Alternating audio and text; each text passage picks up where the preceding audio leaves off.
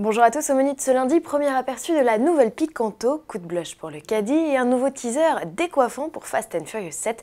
Avant cela, retour sur la 40e édition de Rétromobile et sa vente aux enchères record.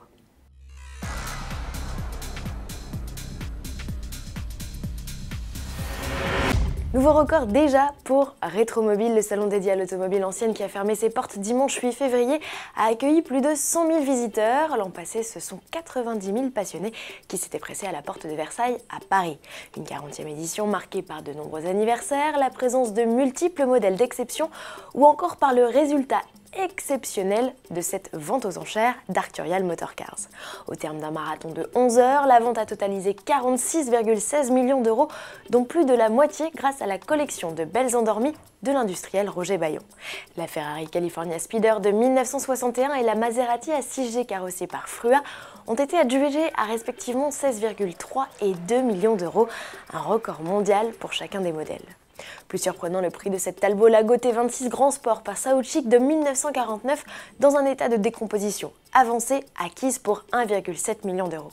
La collection a suscité un tel intérêt chez les enchérisseurs que les estimations ont souvent été multipliées par 4, 6, 10 ou même 20. Et que dire de l'engouement du public? En 5 jours, l'exposition publique organisée par Arcurial dans un second hall aura vu défiler plus de 75 000 personnes en 5 jours.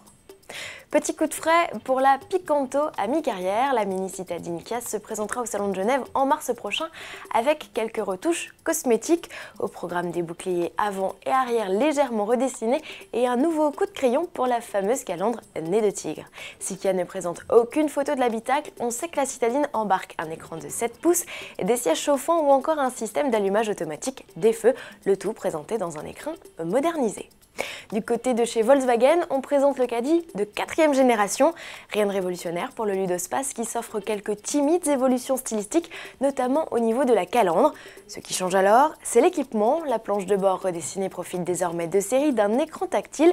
Et dès le 2e niveau de finition, c'est le freinage d'urgence en ville qui fait son apparition. Caméra de recul ou encore détecteur de fatigue font quant à elles partie des options.